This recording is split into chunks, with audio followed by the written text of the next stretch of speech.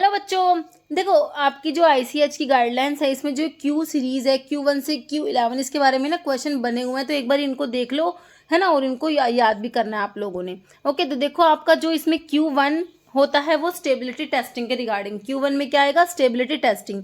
Q2 में आपका analytical method validation, जो कि आपसे बना है क्वेश्चन, रेलवे में पूछा गया है अभी रिसेंटली।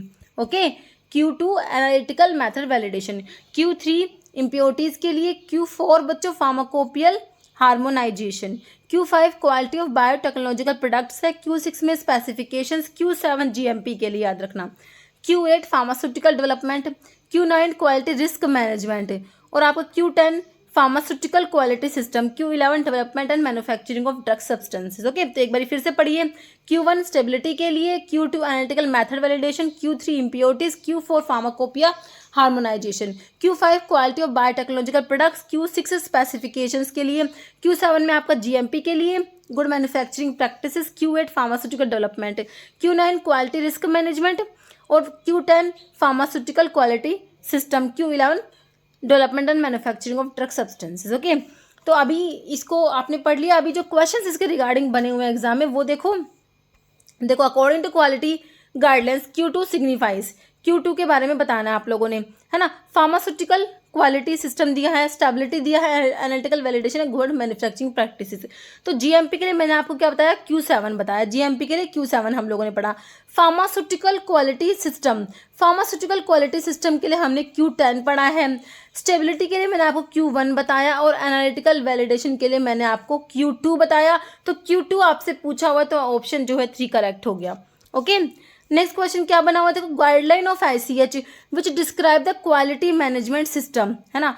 तो अभी हमने देखा ये जो क्वालिटी मैनेजमेंट सिस्टम वाला किस में आया था? आईसीएच Q8 दे रखा है, Q9, Q10 या Q11, है ना। तो 8 से 11 वाला आपको पता नहीं जिसकी क्वेश्चन के लिए। तो Q8 जो था उसमें तो आपका क्या आया था? फार्मास्यूटिकल डेवलपमेंट आया था Q8 में।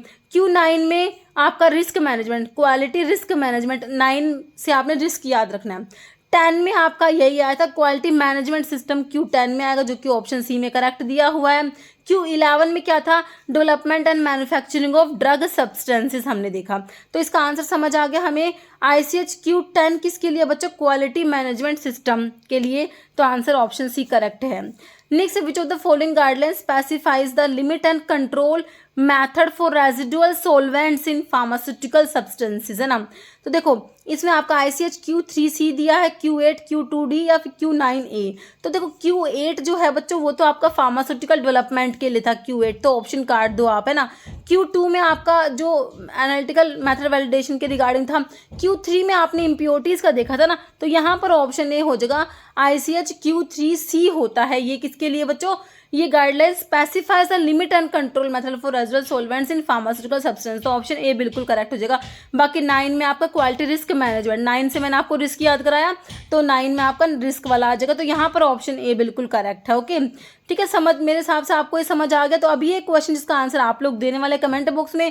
According to quality guidelines Q2 signifies pharmaceutical quality system, stability, analytical validation या क्वालिटी या गुड मैन्युफैक्चरिंग प्रैक्टिसेस। तो Q7 मैंने अभी आपको किसके लिए बताया है, ठीक है। तो इसका आंसर बताना आप लोगों ने। ओके, तो इस वीडियो में इतना ही बच्चों। ओके।